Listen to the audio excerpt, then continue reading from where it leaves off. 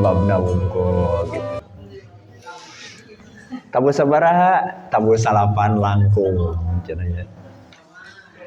Tamat terus kita boleh ilmi terus 7 bab kan tamat 7 bab beres 7 bab gitu.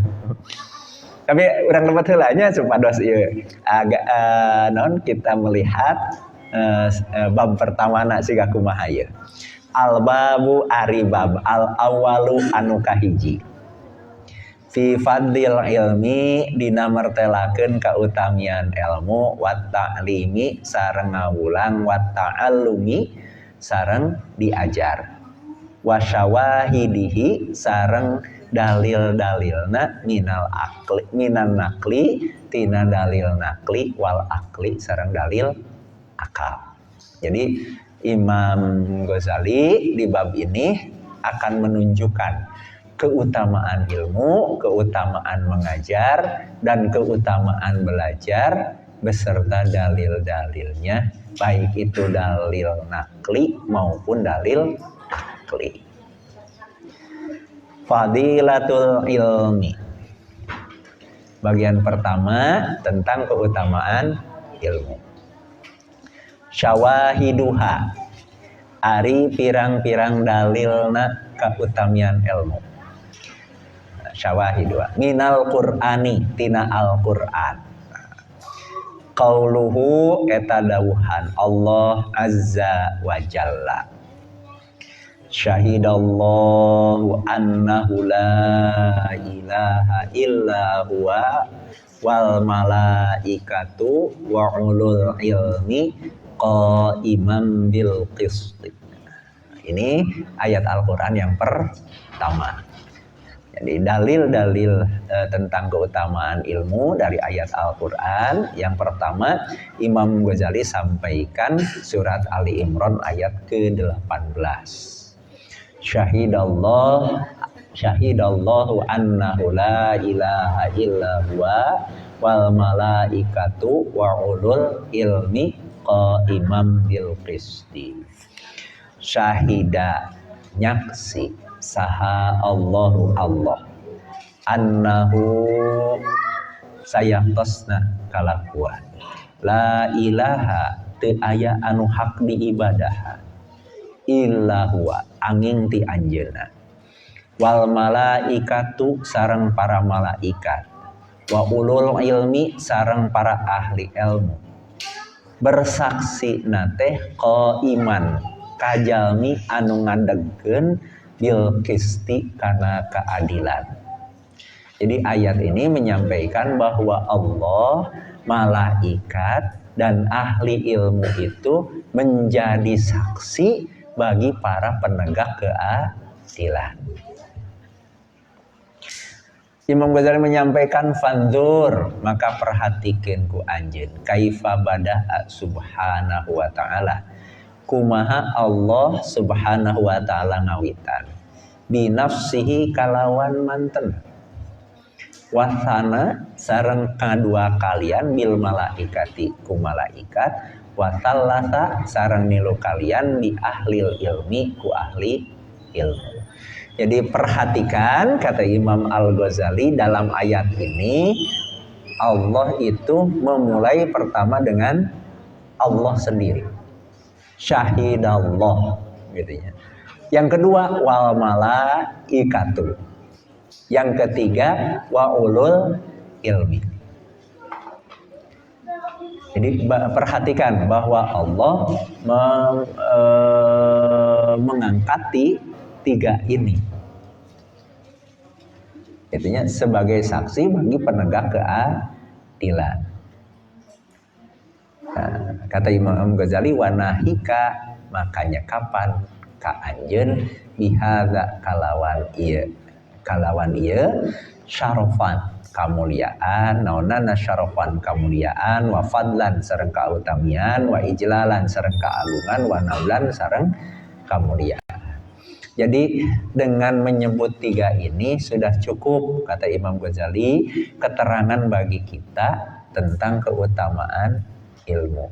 Karena orang yang berilmu itu sampai diangkat disejajarkan sareng Allah dan malaikat. Allah, malaikat, dan ahli ilmu disejajarkan, disamakan sebagai saksi bagi penegak keadilan. Itu sebagai saksi penegak keadilan. Nah ini cukup kata Imam Ghazali, gara-gara ilmu orang diangkat derajatnya sampai menjadi saksi bagi penegak keadilan. Sedang Allah tidak menyebut yang lain, hanya menyebut tiga. Allah, malaikat, dan ahli ilmu. Kemudian waqalallahu ta'ala, dan Allah ta'ala berfirman, yarfa'illahu alladhina amanu minkum walladhina utul ilma darajat. Ini surat Al-Mujadalah ayat 11. Yarfa'i maka mengangkatkeun saha Allahu Allah alladzina kajami-jalmi amanu anu ariman minkum ti antara aranjeun walladzina sareng jalmi-jalmi utu anu dipasihan ieu alladzina al ilma kana ilmu darajatin kana sababaraha derajat.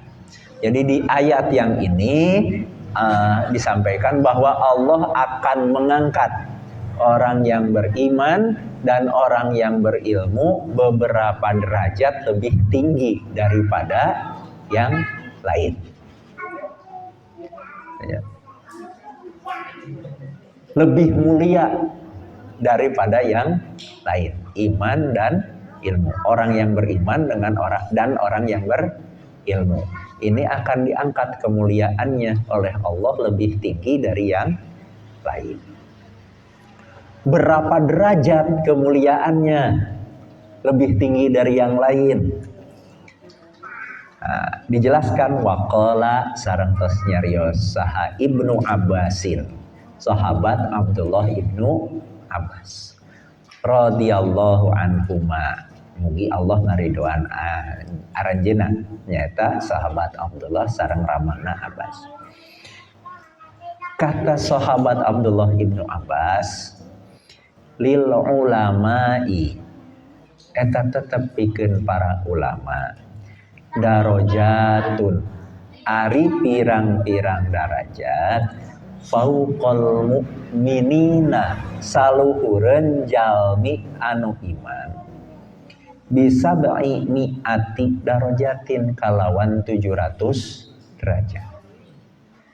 Jadi kata sahabat Abdullah Ibnu Abbas, perbedaan ulama, orang yang berilmu, ulama teh gitunya, dengan orang-orang mukmin awam itu beda 700 derajat.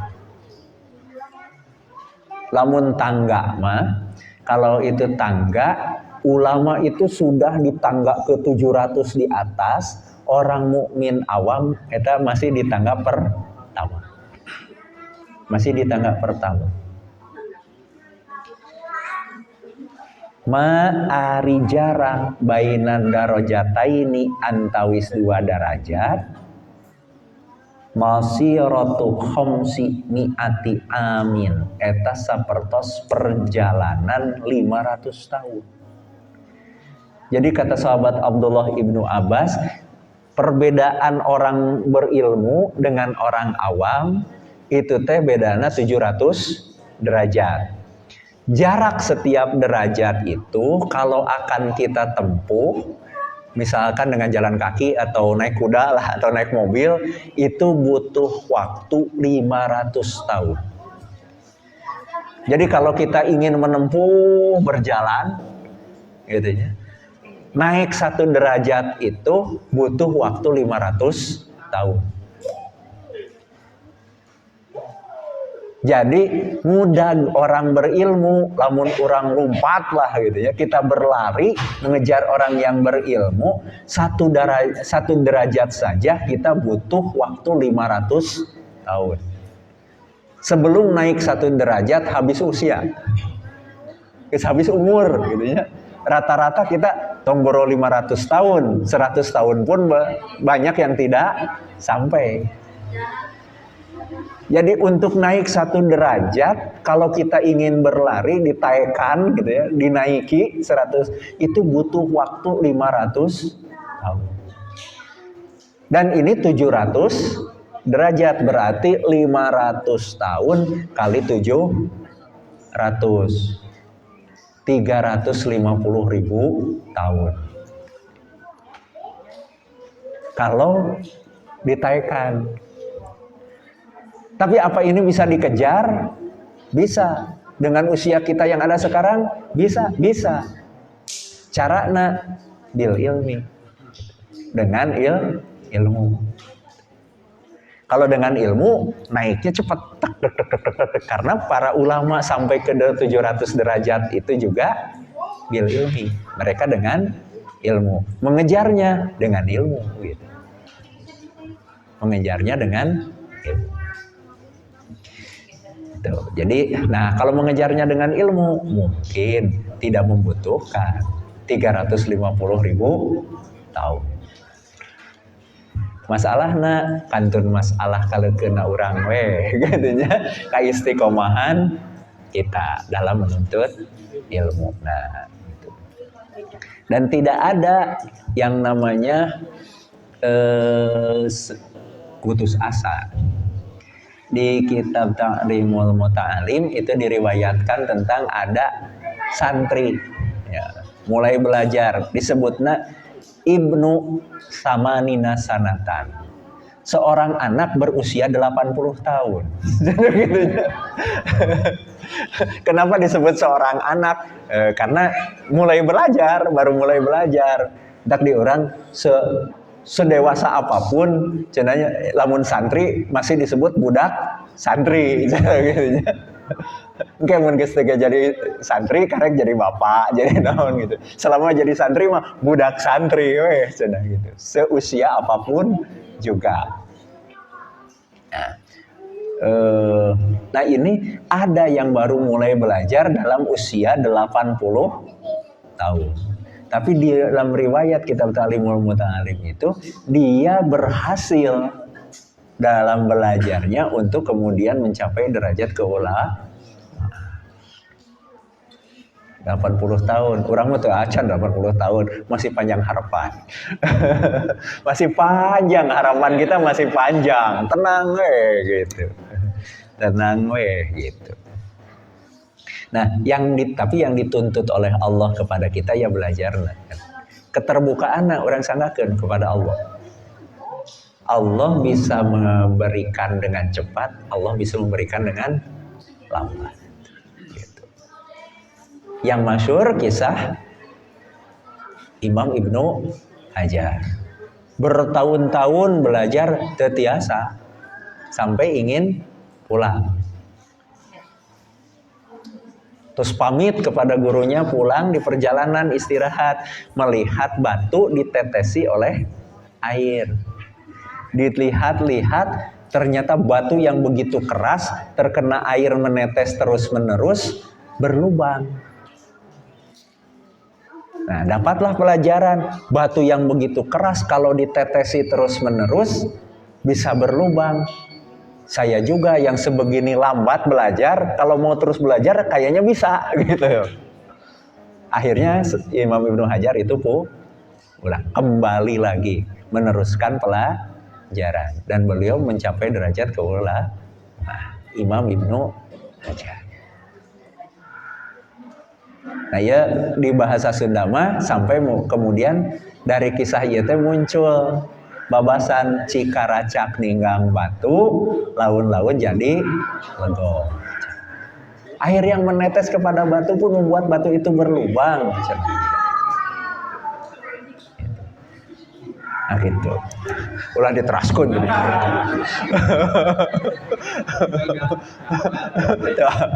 Judi ya namanya judinya. Cikaracak ninggang batu, laun-laun jadi legok. Tos. Ulah diteraskeun jeung kakaratak naon eta. Terus gitu. Jadi kita dengan usia kita non segala macam 30 40 tahun berapa tahun masih panjang harapan gitu ya dengan contoh yang 80 tahun udah keterbukaan dari Allah itu mungkin diberikan, mungkin lambat mungkin cepat, yang dituntut kita belajar, insya Allah gitu. Jadi tenang saja, mudah-mudahan sampai di akhir hayat kita nanti kita wafat sebagai ahlul ilmi, nah, gitu ya. Kita wafat sebagai ulama, begitunya, orang yang berilmu, sehingga kita berada pada ketinggian 700 derajat dibanding yang lainnya. Kumaha carana orang istiqomah gitu. Kita istiqomahkan saja kita belajar terus untuk menggapai kemuliaan. Gitu. Alhamdulillahirabbil alamin. Teraskan. Teras. Oh, semangat. Naik 700 derajatnya. Naik 700 derajat. Semangat cenah. Omong tak ye.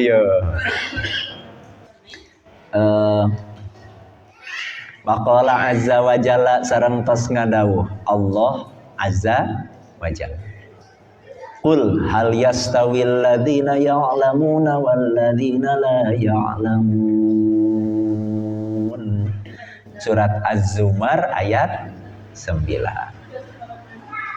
Allah berfirman, Qul dugikeun ku anjeun, hal yastawi naha sami saha alladzina jalmi ya'lamuna anu terang, walladzina sareng jalmi la ya'lamuna anu teu. Ini pertanyaan, ayat bentuknya pertanyaan tapi tidak perlu dijawab. Qul, sampaikanlah, hal yastawi, apakah sama? Siapa alladzina ya'lamuna, orang-orang pinter, walladzina la ya'lamun, dan orang-orang bodoh. Apakah sama si pintar dan si bodoh itu? Nah, ini pertanyaan dari Allah. Pertanyaannya dijawab terkedah atau sesuai gitu ya. Terkedah kenapa? Karena pertanyaan ini hanya menegaskan kepada kita sesuatu yang kita semua sudah tahu, bahwa antara orang berilmu dan orang bodoh jelas berbeda. Kemudian waqala ta'ala sareng ngadawuh Allah ta'ala, innama yakhsyallaha min ibadihil ulama. Surat Fatir ayat 28. Innama yakhsya, pastina sieun Allah ka Allah, min ibadihi, di antara hamba-hamba Allah, ulama. Jadi Allah menyampaikan, sungguh yang takut kepada Allah itu hanya para ulama, hanya orang-orang yang berilmu. Minimal apal, dia tahu tentang keagungan Allah. Kalau orang ini tidak tahu keagungan Allah, bagaimana dia akan memiliki rasa takut kepada Allah? Nih, al-ulama. Dan ini juga sebetulnya menjadi ciri yang perlu diperhatikan. Orang yang kita terima keulamaannya itu siapa? Yang memiliki rasa takut kepada Allah. Sapinter kumaha wae jalmi, sepandai apapun orang itu, kalau dia tidak memiliki rasa takut kepada Allah, bukan ulama tersebut. Hebat, ilmu nama luar biasa, ngadalil na pinter, tapi tidak takut kepada Allah. Sanes ulama, bukan seorang ulama.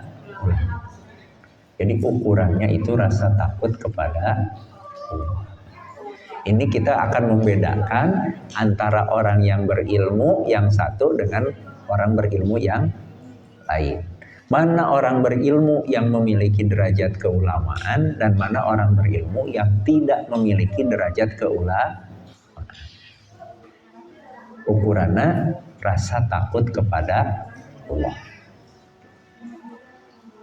Itu ayo kadek.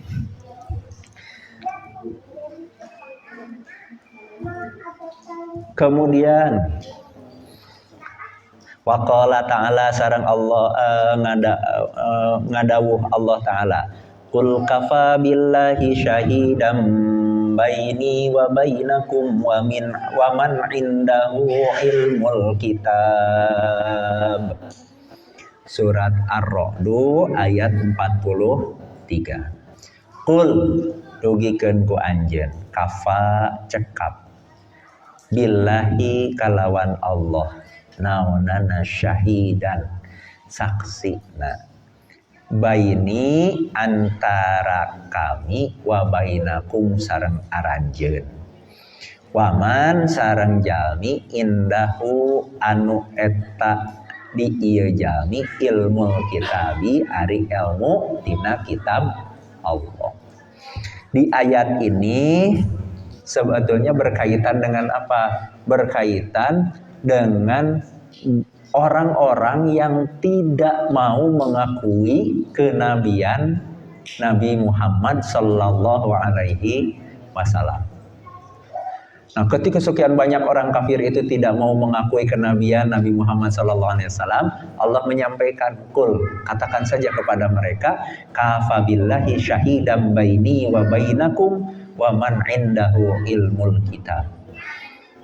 Sampaikan kepada mereka, cukup saksi tentang kenabian itu adalah Allah dan orang yang memiliki ilmu dari kitab-kitab Allah. Kenapa? Karena orang yang memiliki ilmu dari kitab-kitab Allah, dari Taurat, dari Injil, mereka itu akan tahu tentang akan datangnya Nabi akhir zaman.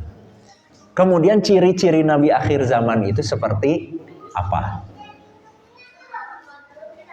Karena orang-orang yang tahu Taurat, tahu Zabur, itu tahu akan adanya kedatangan Nabi akhir zaman, dan Nabi akhir zaman itu memiliki ciri-ciri seperti apa, maka cukup mereka akan jadi saksi tentang kebenaran kenabian Nabi Muhammad sallallahu alaihi wasallam. Kenapa? Karena semua ciri-ciri Nabi akhir zaman itu jelas ada pada Nabi Muhammad sallallahu alaihi wasallam.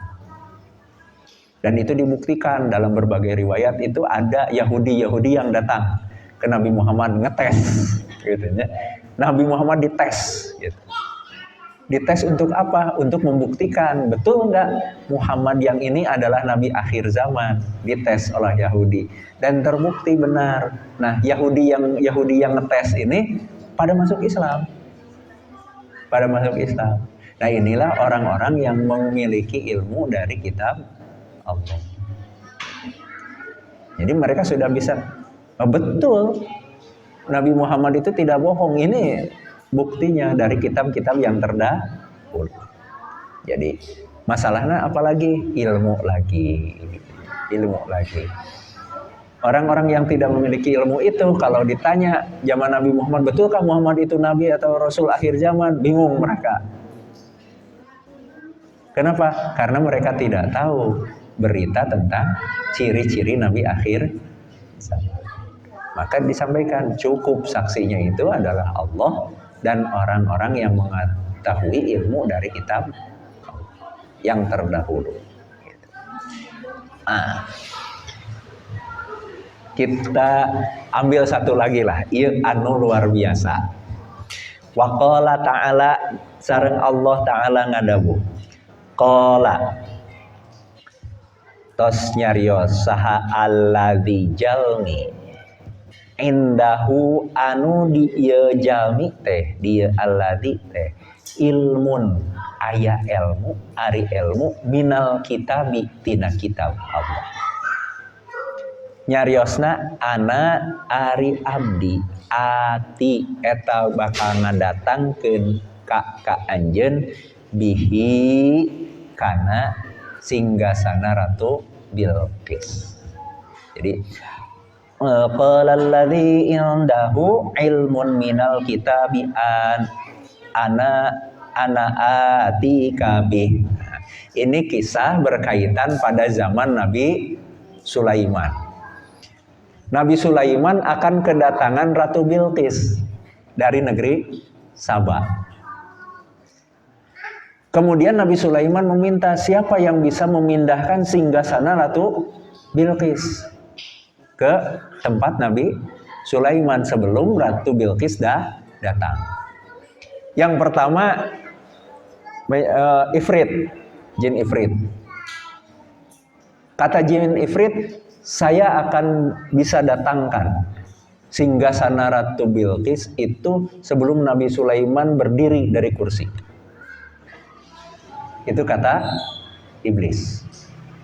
Nah, muncul orang yang dikatakan indahu ilmun minal kitab. Orang yang memiliki ilmu dari kitab Allah. Nah, kata orang ini, aku akan datangkan sebelum Nabi Sulaiman berkedip. Nah, intinya kelanjutan ayatnya qabla ayyartada ilaika tarfuk. Jadi Ifrit menyampaikan sanggup sebelum Nabi Sulaiman berdiri dari duduk. Kata orang, saya sanggup sebelum Nabi Muhammad berkedip. Nabi Sulaiman berkedip, gitu. Dan begitu dia bicara, singgasana Ratu Bilqis geus jol, gitu. Singgasana Ratu Bilqis geus jol, sudah datang. Jadi ini kisah luar biasa. Yang pertama menunjukkan manusia itu bisa lebih hebat dari Ifrit, dari jin. Jadi kalau manusia memang bisa menempuh ilmunya, nah naonan bat kudu minta tolong ka jin. Apa-apaan pakai minta tolong kepada jin. Manusia itu bisa lebih hebat daripada jin. Bahkan dikatakan Ifrit deh gitu nya jinnya ini. Jin Ifrit itu kan salah satu yang hebat. Ini yang pertama di ayat ini. Yang kedua, di ayat ini apa yang disampaikan? Manusia itu bisa melakukan teleportasi sekejap mata. Memindahkan singgasana Ratu Bilqis ke tempat Nabi Sulaiman hanya sebelum mata berkedip. Teleportasi perjalanan jauh sekejap mata. Jadi kalau dibandingkan sekarang dengan pesawat supersonik dan yang lain-lainnya, gayana naona. Jadi jangan heran kalau ada orang yang menyampaikan para wali itu memiliki ilmu melipat bumi. Dalam sekejap, dalam waktu yang sangat singkat bisa berpindah ke tempat-tempat yang lain, yang jaraknya berjauhan. Dalilnya ini, ada orang di zaman Nabi Sulaiman yang dia bisa memindahkan singgasana Ratu Bilqis ke tempat Nabi Sulaiman sebelum mata berkedip. Jadi sakicep jeleg gitu. Jadi ini luar biasa. Lamun ilmu nakataikan mah ayeuna naos urang ngalih ka Mekah sadaya. Lamun ilmu na tos kataikan mah sakicep jeleg urang ngalih sadaya ka Mekah gitu nya. Ngan urang tos kataikan teh siga ieu gitu. Masalah nama gitu.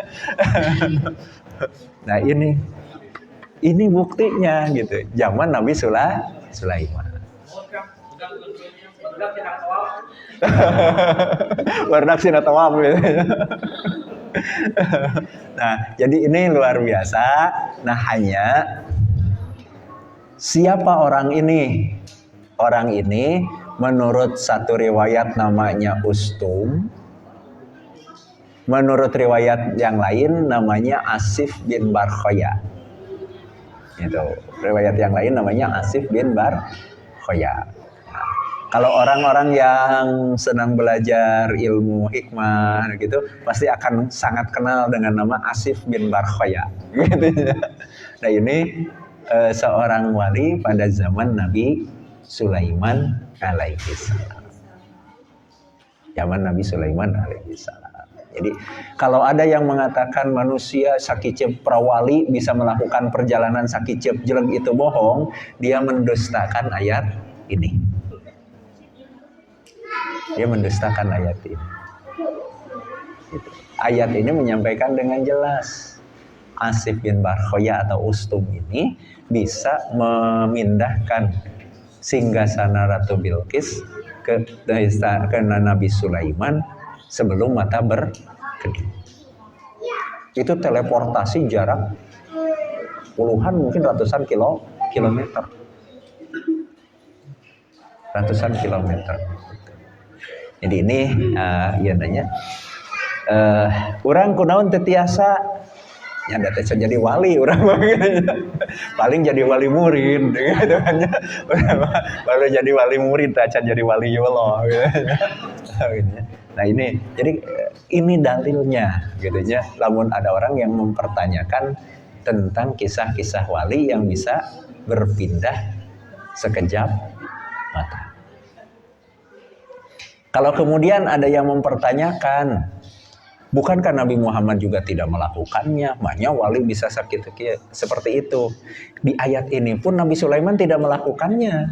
Yang melakukannya Asif bin Barkhoya. Yang melakukannya Ustum, bukan Nabi Sulaiman. Itu. Jadi bukan dalil penolakan kalau itu tidak dilakukan oleh Nabi Muhammad. Seperti ini pun tidak dilakukan oleh Nabi Sulaiman. Gitu. Ini pun tidak dilakukan oleh Nabi Sulaiman. Itu. Tapi apakah kemudian Asif ini lebih mulia dari Nabi Sulaiman? Tentu, tetap ya Nabi Sulaiman lebih mulia. Gitu. Para wali sakicep tidak ada riwayat Nabi Muhammad sakicep. Apakah para wali itu lebih mulia dari Nabi? Tidak. Gitu. Karena kemuliaan kekasih Allah bukan diukur dari karomah, tapi diukur dari ketakwaan. Tidak ada yang melewati ketakwaannya Nabi Muhammad Sallallahu Alaihi Wasallam. Itu, nah ini istimewa ya gitunya. Imam Ghazali secara khusus juga mengangkat ayat ini gitunya. Tanbihan karena tanbih teh mengingatkan ala annahu karena sayatosna ieu jalmi iqtadaro eta memiliki kemampuan biquwatil ilmi kalawan kekuatan ilmu. Ini ditunjukkan oleh ayat ini, kata Imam Ghazali, diingatkan kita bahwa Asif bin Barkhoya atau Ustum ini mencapai kemampuan ini karena ilmu. Gitu tah riwayatna dogi ka dieu we heula. Dogi ka dieu heula, jadi kita sampai kepada keterangan tentang seorang waliullah di zaman Nabi Sulaiman yang karena ilmunya dari kitab Allah bisa melakukan teleportasi sekejap mata, lebih cepat daripada kedipan mata gitu. Ya luar biasa. Sakitu Allahu a'lam bisawab. Jadi aya patarosan naon mang kewe sabada ngobrol. Kumaha sok mumpung tos ngacung. Tapi bukan patarosan pilih pada anak. Teu naon sok. Tadi ngobrolkeun Nabi akhir zaman gitu nya. Kan mungkin umur alam dunia itu langsung lami gitu nya. Sedangkan Nabi akhir zaman itu hanya sebatas sampai tahun wafatnya Kanjeng Nabi Muhammad nya. Pengen mau ngaroskeun sababna, tidak menaik sababna enggak. Pengen Nabi lebih ngaroskeun gimana nah gitu. Tidak kan mungkin umat-umat terdahulu mah didampingi gitu, walaupun mungkin hari yogi masuk yang lain cuman ya kan ayeuna nama ayat. Oke, berkaitan dengan Nabi akhir zaman. Disebut Nabi akhir zaman. Yang pertama, setelah Nabi Muhammad SAW habis zaman kenabian, tidak ada Nabi lagi, gitu ya. Yang pertama itu. Jadi akhir zaman tidak ada zaman kenabian lagi setelah Nabi Muhammad SAW. Tinggal menuju kepada kiamat. Tinggal menuju kepada akhir zaman, menuju kepada kiamat. Nah, bagaimana umat Nabi Muhammad ke sini yang tidak didampingi oleh para nabi seperti umat-umat yang terdahulu? Umat terdahulu seperti Bani Israilnya, nabi nate dari mulai Nabi Yakub, Nabi Yusuf, Nabi Musa, Nabi Sulaiman, Nabi Daud, terus gitu. Yang pertama kita harus bersyukur mungkin orang mata sabada gom manehna mudah-mudahan we mata di sarangan nabi teras teh kunaon bedegong pisan gitu. Mata nabi deui gitu.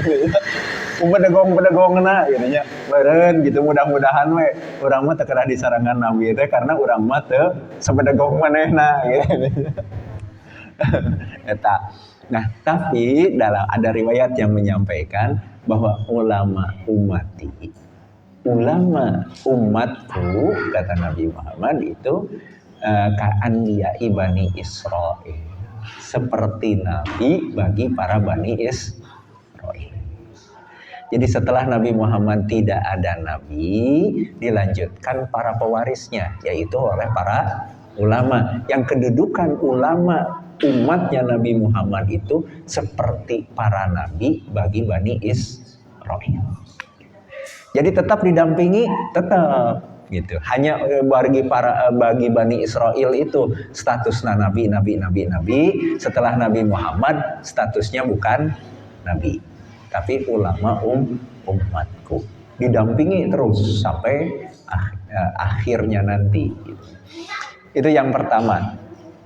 Yang kedua, kemudian kita pun tidak dibiarkan sendiri, ditinggalkan oleh Nabi Muhammad, tidak.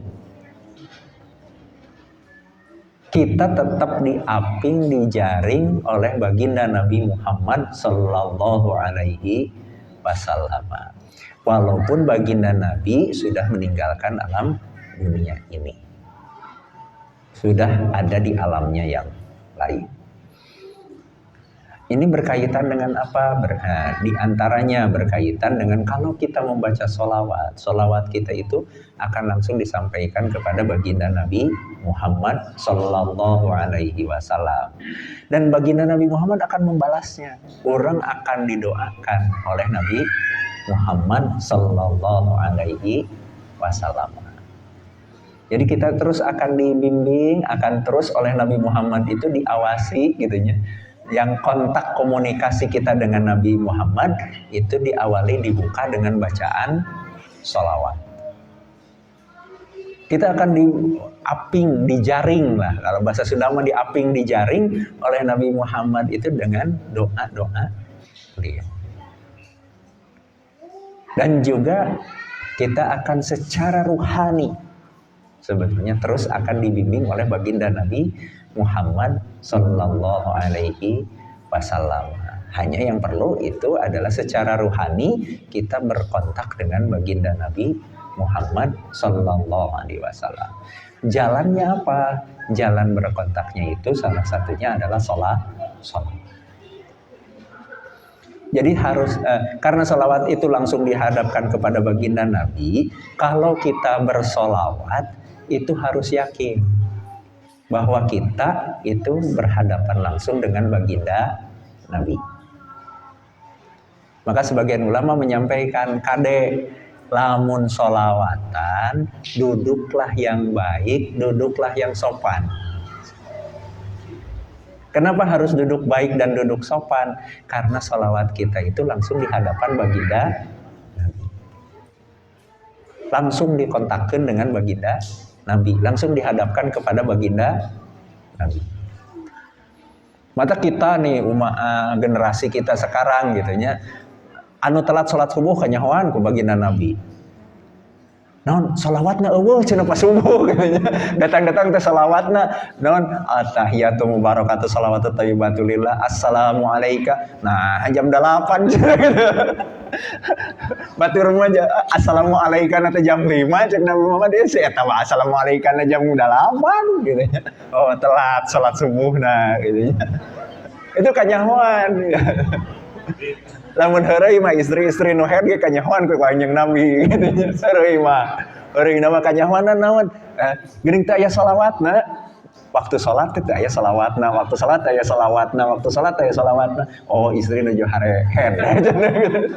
Jadi teh maca salawat assalamu alayka ayyuhan nabiyna teu dibaca. Gitu. Jadi kita langsung dihadapkan kepada baginda Nabi. Karenanya ketika kita membaca salawat itu harus dengan sesopan mungkin. Posisi kita dengan duduk yang sopan, dengan ucapan yang sopan. Karena dihadapkan langsung kepada baginda Nabi Muhammad sallallahu alaihi wasallam. Bahkan dalam sebagian riwayat itu ketika membacakan salawat itu baginda Nabi Muhammad itu hadir secara rohani, hadir secara rohani, artinya ya gitu. Kita teh harus ya sopan tadi lah, gitunya, dengan sebaik-baiknya gitu, di hadapan baginda Nabi Muhammad Sallallahu Alaihi Wasallam. Dan kita bisa berkontak langsung dengan baginda Nabi. Baginda Nabi mungkin datang ke mimpi kita, gitunya, mungkin. Dan tidak ada makhluk siapapun yang diberikan kemampuan oleh Allah untuk menyerupai baginda Nabi Muhammad Sallallahu Alaihi Wasallam. Jadi ketika ada kehadiran baginda Nabi Muhammad Sallallahu Alaihi Wasallam, maka itu adalah pasti baginda Nabi Muhammad Sallallahu Alaihi Wasallam. Jadi kitunya kita tutup hiji we nya mata rosana. Nah, walaupun baginda Nabi Muhammad tidak ada, kita seperti Bani Israel tetap akan dibimbing. Hanya di Bani Israel di statusnya Nabi, di umat Nabi Muhammad statusnya ulama. Di mana umat Nabi Muhammad seperti Nabi bagi Bani Israel. Itu yang pertama. Yang kedua, baginda Nabi Muhammad itu tetap akan ngajaring kepada kita. Salah satu kontak rohani kita dengan baginda Nabi Muhammad itu adalah dengan sholawat. Jadi sing rajin sholawatan, sing rajin sholawatan agar kita bisa berkontak dengan baginda Nabi Muhammad Sallallahu Alaihi Wasallam. Itu. Bahkan ayat keterangan yang menyampaikan kalau kurajin-rajina orang sholawat bisa sampai lupa dari zikir yang lain, sampai lupa dari istighfar, gitunya. Istighfarnya kita itu akan dilakukan oleh para malaikat. Jadi rajin kita itu sholawat sampai lupa istighfar karena rajinnya sholawat terus lupa istighfar, maka para malaikatlah yang akan mendoakan kita mendapatkan ampunan. Jadi istighfarna ku para malaikat, permohonan ampunan ku para malaikat. Itu sampai seperti itu gitu. Luar biasa. Jadi tong hariwang. Gitunya tong hariwang suhunkeun we ka Allah. Bilih hoyong tepang sareng Kanjeng Nabi suhunkeun ka Allah. Gitunya suhunkeun ka Allah. Bagaimana kita bertemu, apakah melalui mimpi dan yang lainnya, itu kita serahkan kepada kehendaknya Allah Subhanahu wa taala. Gitu cekapnya. Nah, kita tutup dulu terus tabu 10 panjang ting. Allahu a'lam bisawab. Mudah-mudahan barokah manfaat, yang salah mendapatkan ampunan dari Allah Subhanahu wa taala. La hadhihi niyah wa kulli niyatin sholihah wa ala ma nawahu salafus sholihun. Al-Fatihah. A'udzu billahi minasyaitonir rajim. Bismillahirrahmanirrahim. Alhamdulillahi rabbil alamin. Ar-Rahmanir-Rahim. Maliki yaumiddin. Iyyaka na'budu wa iyyaka nasta'in. Ihdinas siratal mustaqim. Siratal ladzina an'amta 'alaihim ghairil maghdubi 'alaihim waladdallin. Rabbikli wali walidayya amin ya Allah ya rabbal alamin. Allahumma rabbana atina fid dunya hasanah wa fil akhirati hasanah wa qina adzabannar. Allahumma inna stauda'naka ma'allamtana fardudhu ilaina inda hajatina ilaih. Subhanakallahumma wa bihamdika nasyhadu an la ilaha illa anta nastaghfiruka wa natubu ilaih. Astagfirullah li walakum. Mohon maaf yang sebesar-besarnya. Allahu a'lam bisawab. Assalamualaikum warahmatullahi wabarakatuh.